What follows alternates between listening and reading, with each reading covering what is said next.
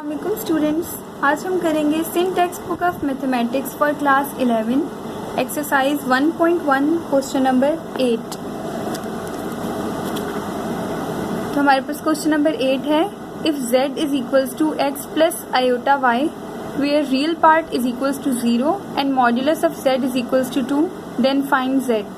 तो क्वेश्चन में कह रहे हैं कि अगर जो है हमारे पास z की वैल्यू दी हुई है कि x प्लस आयोटा y है, यहाँ पे x जो है वो रियल पार्ट है और आयोटा y जो y है वो इमेजिनरी पार्ट है। तो ये z की वैल्यू दी हुई है इन्होंने, और क्या कह रहे हैं जहाँ पे रियल पार्ट भी दिया हुआ है हमें, यानी जो x की वैल्यू है वो 0 है, रियल पार्ट यानी 0 है, x इज इक्वल्स टू 0 और मॉड्यूलस ऑफ z का जो है z का मॉड जो है वो हमें 2 दिया हुआ है यानी absolute value. Then find z, तो हमें ये z फाइंड करना है, ठीक है। x प्लस आयोटा y है ना, तो x की वैल्यू दी हुई है और हमें z फाइंड करना है और z का मोड भी दिया हुआ है। तो इसका मतलब अगर हम y फाइंड कर लें तो x की वैल्यू दी हुई है तो हमें z की वैल्यू फाइंड करना आसान हो जाएगा। इस तरह से हम z की वैल्यू इजीली फाइंड कर सकेंगे। तो अभी स्टार्ट करते हैं इसका solution.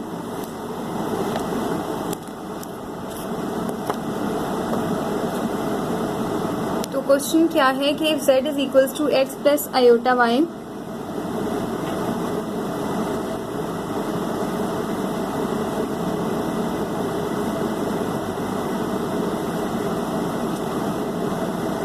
and real part is equals to 0 and z का मोड is equals to 2, ठीक है। फाइन z, तो ये है हमारे पास क्वेश्चन। तो उसके बाद हम यहाँ पे इसका सोल्यूशन स्टार्ट करेंगे। सबसे पहले जो है इसका डेटा बना लेंगे कि जो जो हमें गिवन है, ठीक है। सॉल्यूशन लिखा, उसके बाद जो है हम यहाँ पर इसमें जो जो चीज़ें हमें गिवन है उनको एक बार नीचे लिख लेंगे। जैसे हमें रियल पार्ट क्या गिवन है, यहाँ पर रियल पार्ट जो है वो 0 है, ठीक है। रियल पार्ट हमारे पास इक्वल है 0 और z का मोड जो है वो हमारे पास क्या है 2 है, ठीक है। ये हमने डाटा बना लिया जो कुछ हमें गिवन था। और टू फाइंड z, यहाँ पे हम लिख लेंगे कि हमें फाइंड करना है z। तो टू फाइंड z फाइंड करने के लिए आपके पास ये क्वेश्चन में दिया हुआ है कि z इक्वल है x प्लस आयोटा y के, z is equals to x plus iota y, ठीक है।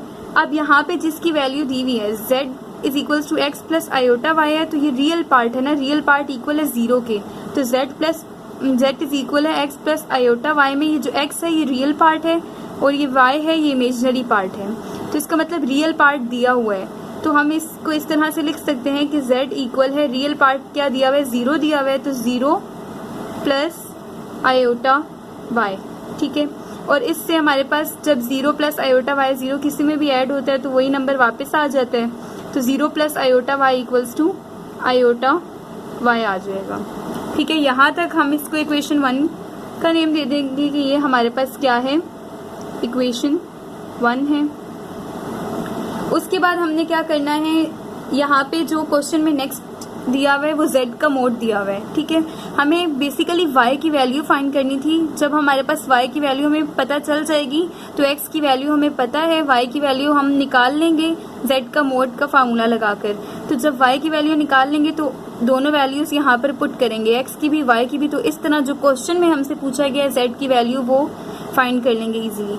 तो यहाँ पे हम लिखेंगे z का मोड जो है वो क्या है, इक्वल है 2 के, और हमें पता है एब्सोल्यूट वैल्यू फाइंड करने का फार्मूला क्या होता है। एब्सोल्यूट वैल्यू अगर हमें फाइंड करनी है तो उसका फार्मूला होता है z का मोड इक्वल आएगा a का स्क्वायर प्लस b का स्क्वायर और इसका स्क्वायर रूट। अब यहाँ पे a का स्क्वायर यानी रियल पार्ट का स्क्वायर, b का स्क्वायर यानी इमेजिनरी पार्ट का स्क्वायर। और अगर हम यहाँ पर देखें तो रियल पार्ट हमारे पास 0 है और इमेजिनरी पार्ट जो आयोटा के साथ है तो वो y है, ठीक है। तो 0 का स्क्वायर और y का स्क्वायर। यहाँ पे बेशक आप यहाँ पे साइड पे लिख लें कि रियल पार्ट जो है वो इक्वल है किसके, 0 के, और जो इमेजिनरी पार्ट है वो किसके इक्वल है, y के इक्वल है। ठीक है, तो रियल पार्ट का स्क्वायर और इमेजिनरी पार्ट का स्क्वायर लेना है यहाँ पे z का मोड फाइंड करने के लिए। तो वो इक्वल आएगा रियल पार्ट का स्क्वायर यानी 0 का स्क्वायर प्लस इमेजिनरी पार्ट का स्क्वायर यानी y का स्क्वायर।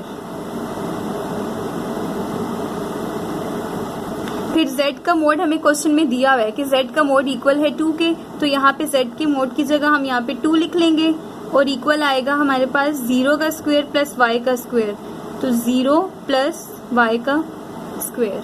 ठीक है, और 0 प्लस y का स्क्वायर इक्वल्स टू y का स्क्वायर ही आएगा, यहाँ पर अंडर रूट y का स्क्वायर रह गया और यहाँ पे 2 है।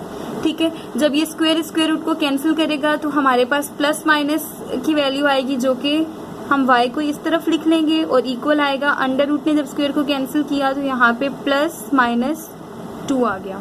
ठीक है, y इक्वल है हमारे पास प्लस माइनस 2 के। और उसके बाद जो है हम यहाँ से y की वैल्यू बेसिकली हमें निकालनी थी। x तो हमें पता था, रियल पार्ट यानी x क्वेश्चन में दिया हुआ था और y हमने निकाल लिया। अब हम इन दोनों वैल्यूज को पुट कर लेंगे यहाँ पे। z is equals to x plus iota y था ना, तो x की जगह पुट करेंगे 0 और आयोटा के साथ जो y है उसकी जगह जो हमने प्लस माइनस 2 निकाला है वो पुट कर लेंगे। तो उसके बाद यहाँ पे हम लिख लेते हैं now putting value of x and y in equation 1। ठीक है, इक्वेशन 1 में x और y की वैल्यू पुट करेंगे तो आपके पास इक्वेशन 1 क्या है, यहाँ पर इसको इक्वेशन 2 कह दें और इसको इक्वेशन 1 कह लें। ठीक है, तो इक्वेशन 1 आपके पास क्या है, z इक्वल है x प्लस आयोटा y के, तो उसमें बस x और y की वैल्यू पुट कर लें। तो z इक्वल आ जाएगा x की जगह 0 प्लस, ठीक है, x प्लस यानी 0 प्लस और आयोटा हमने साथ लिखना है। ठीक है, 0 प्लस आयोटा y की जगह यहाँ पे प्लस माइनस 2 आ जाएगा। ठीक है, तो y की वैल्यू हमारे पास क्या है, प्लस माइनस 2 है और आयोटा जो है वो साथ ऐसे ही लिख दिया, y की जगह जो है प्लस माइनस 2 लिखा और साथ में आयोटा लिख दिया। तो इस तरह हमारे पास z की वैल्यू आ गई, यानी z is equals to 0 plus minus 2 iota आपके पास इस क्वेश्चन का आंसर है।